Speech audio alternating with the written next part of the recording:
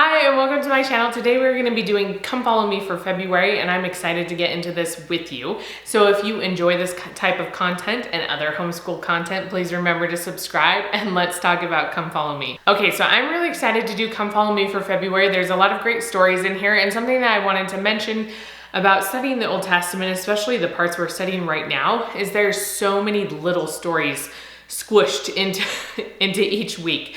There's so much to talk about. So all of these I've tried to create in a way that you could tell the stories with your kids. So you either can read them from the scriptures, or you could do it from like this Old Testament stories book. You know, it's like the simplified one. They also have them available online. This is an older version. I think they have new covers and stuff on them now. But these are also a great resource to use. And then also just ways to get your kids into the scriptures, searching the stories themselves. So it's a little bit different. I feel like the Doctrine and Covenants was a lot of doctrine and principles. There were still stories, but not necessarily embedded in the scripture. Whereas there's a ton of stories here. So that's the activities are kind of planned around teaching your kids the stories, and you might need to read a little bit to them or do a little bit more background work. I don't know if that's quite what I want to say, but you might have to give them a little background on what's going on for them to understand. So I'll just point out a few things. So we're going to be talking about Noah building an ark. So we're in Genesis right now, a little bit of still in the Pearl of Great Price, but for most part, we're going to be in Genesis. And so we have this picture, this here where they can draw a picture of an ark. And then you could read to them some in Genesis about what was put on the ark, what the Lord had put on the ark. So obviously Noah brought his family, but then he also brought animals, and you could read about how the animals were brought or what kind of animals, you know, that they came 2 by 2, and they could draw a picture here of what they imagine that would look like. If you wanted to go into all the dimensions and all that kind of stuff of the ark, that's totally up to you, and you can do that if you want to. And then we're going to learn just a little bit further in Genesis the symbol of the rainbow that God gave as a promise that he wouldn't flood the earth again. And so they're going to read the scriptures. I have really tried to get the kids in the scriptures this time. So make sure, even if you just have one set of scriptures you're using, that you try to have them physically get into the scriptures and become familiar with them, because it's going to just help this experience be so much better this year. So in here, they'll read these verses to learn what the symbol is.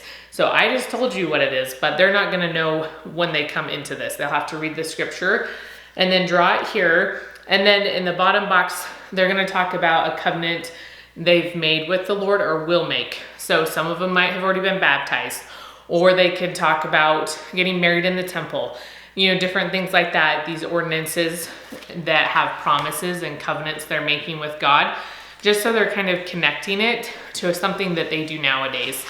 And then another story we're going to be learning about is Abraham and Lot, and then we're going to learn about Lot's family as well later on. And so I thought it would be good in here. Again, this is an idea from Come Follow Me from the primary manual. I just kind of adapt them a little bit.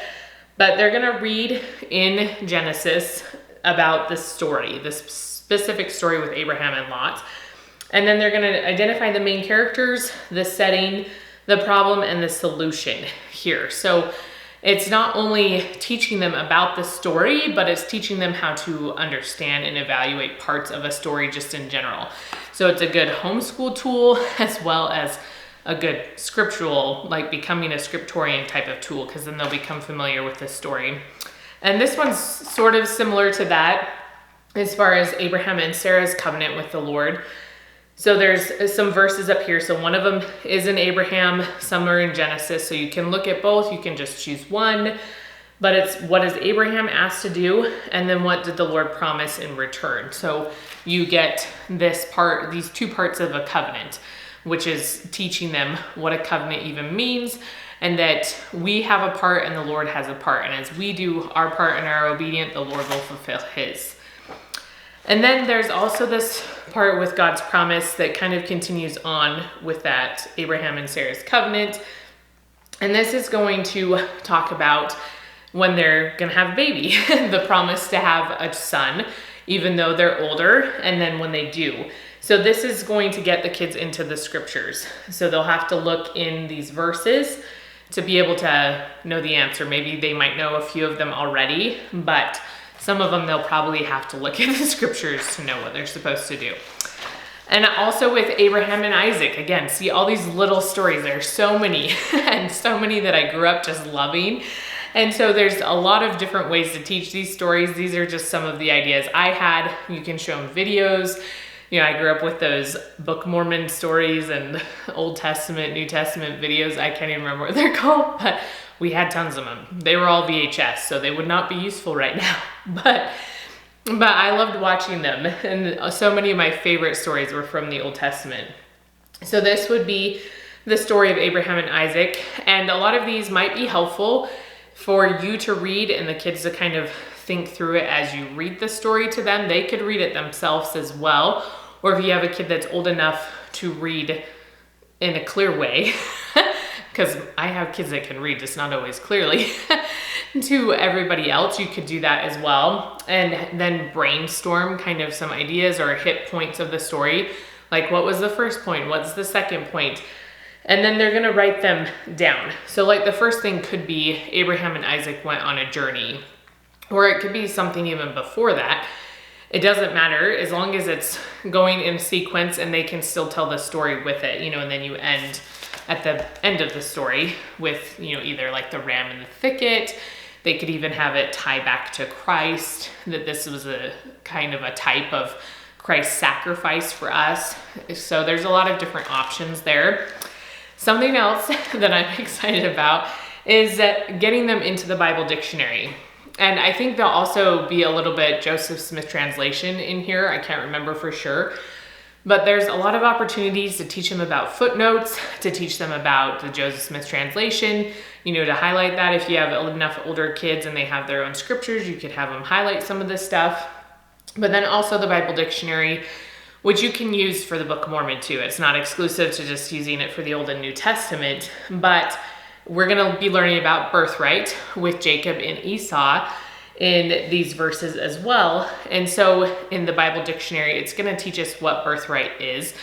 It still is a little bit complicated maybe for younger children, but they're just gonna fill in the blanks. So they'll go back to the Bible dictionary, and it's not necessarily word for word what's there, but it'll be the main idea, and they can fill in the blank for that and then become familiar with the Bible dictionary, because I love the Bible dictionary.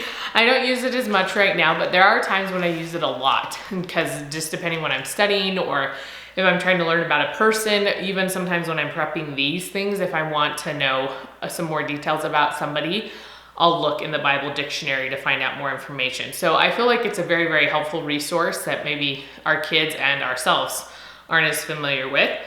And then the last thing I wanted to mention is, again, with Esau, how he sold his birthright for something that lacked eternal worth.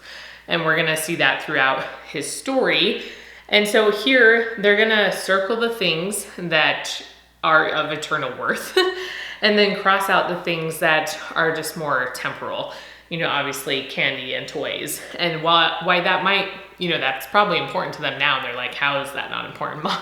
Candy's very important to me. And so is money and all those things, but just trying to help them understand that we can still have those things now, but there's other things our focus should be on most of the time, because they're way more important and they last forever and not just on this earth. So those are all the things I wanted to mention in here for Come Follow Me. And then I also made bingo cards again for February. So I have those right here, and there'll be links down below as well to my blog, and then you can just download the PDF. But I went through everything from February and kind of wrote down some of the words. So we have like Sodom, because we're gonna be talking about Sodom and Gomorrah. And then 40 days and 40 nights is how long it rained for the flood. And 10 camels for Rebecca.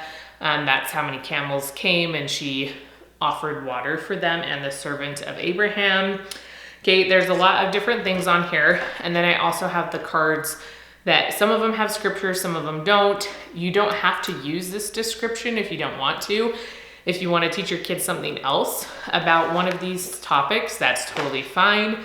Or again, like I said in my video for last month, you can have it be like Pictionary or a charade type of a thing as well. These just might give you ideas of some of the people and things mentioned so that you would know what to do for Pictionary or charades. And so my kids love doing bingo. They think it's so fun. This last year, we really didn't do it at all. So I'm excited to get back into doing bingo with them, and you can have prizes if you want. You could have like a prize box for bingo. You could just have it be a treat, or you could have them put like marshmallows or some sort of treat on it, so then they get to eat it afterwards. So it's still a treat, but you're not giving them a prize for it. So however you want to do it, I just think it's a lot of fun, and it's a great review / like learning opportunity for kids. Okay, so that's Come Follow Me for February. I'm excited to get into all the stories and to teach my kids the stories and see maybe some that maybe they're already familiar with. I'm not really sure. So comment below and let me know what your favorite story is, either for this month or maybe just in the Old Testament in general. I'd love to hear what you love studying in the Old Testament. And if you enjoyed seeing this video, please give me a thumbs up, and I will see you next time.